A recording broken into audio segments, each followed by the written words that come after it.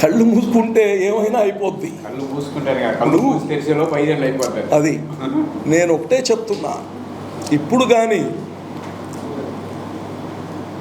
ప్రజల ఆలోచన ఏంది అని అర్థం చేసుకొని తప్పులు సవరించుకుంటే, ఎవరు కానీ జీవితంలో తప్పులు సవరించుకొని మన యాటిట్యూడ్లో ఏమైనా పొరపాట్లు ఉంటే దాన్ని మార్చుకొని ఇది అనుగుణంగా నడుచుకుంటే మళ్ళా ప్రజలు ఏమైనా ఆలోచిస్తారేమో. అది కానీ తెలుగుదేశం పార్టీ అవకాశం ఇస్తే ఇది బహుశా తెలుగుదేశం పార్టీ ఇంకా ఇచ్చే అవకాశమే లేదు. ఎందుకంటే ప్రజలే తెలుగుదేశం, తెలుగుదేశమే ప్రజలు. సార్, నేను విజయసాయి గారు ప్రశ్నలు మాట్లాడుతూ చంద్రబాబు నాయుడు ప్రమాణ స్వీకారం చేయకముందే చంద్రబాబు నాయుడే వైసీపీ నేతలపై దాడులు చేస్తున్నారని చెప్పే విధంగా మాట్లాడారు. అదే ఎక్కడ దాడులు జరిగిపోయాయి? సాయిరెడ్డి బాగున్నారు కదా, సాయిరెడ్డికి ఏం జరగలేదు కదా. ఏమైనా జరిగింది ఆ సాయిరెడ్డికి? ఎవరికి పైన దాడి జరిగింది? ఎవరైనా ఉంటే సాయిరెడ్డి పైన కదా ముందు జరగాలి దాడి. సాయిరెడ్డి బాగున్నాడు కదా, ఇంకెందుకు?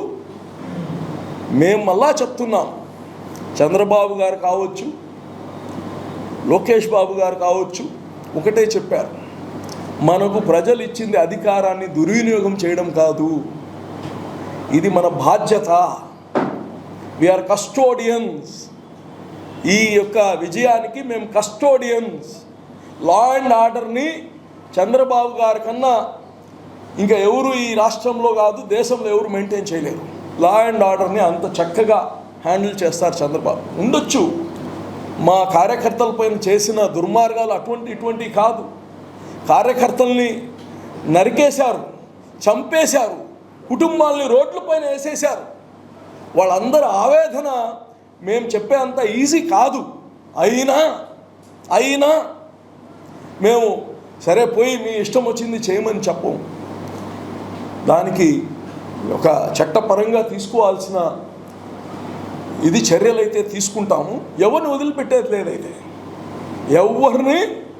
ఎవరైతే చట్టాన్ని తమ చేతిలో తీసుకొని ఎవరైతే ప్రజలపైన అలాగనే తెలుగుదేశం నాయకులపైన కార్యకర్తలపైన వాళ్ళు చేసిన పాపాలని ఎవరిని వదిలిపెట్టేది లేదు. అయితే మేము చట్టాలను చేతిలో తీసుకోము, చట్టపరంగా చేయాల్సిన అన్నీ చేస్తామని కానీ తెలియచేస్తున్నాం.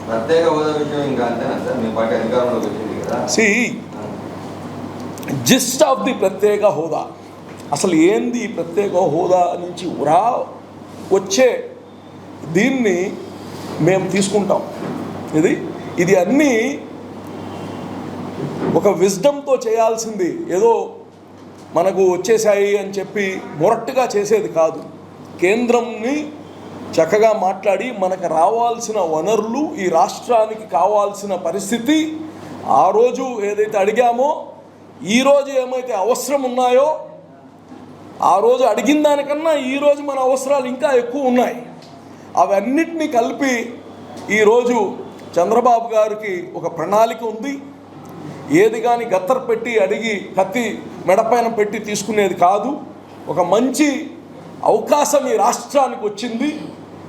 ఏమేమి రాష్ట్రానికి అవసరమో అవి అన్నీ కేంద్రం నుంచి తెచ్చుకునే బాధ్యత తెలుగుదేశం పార్టీ తీసుకుందని తెలియజేస్తున్నాను.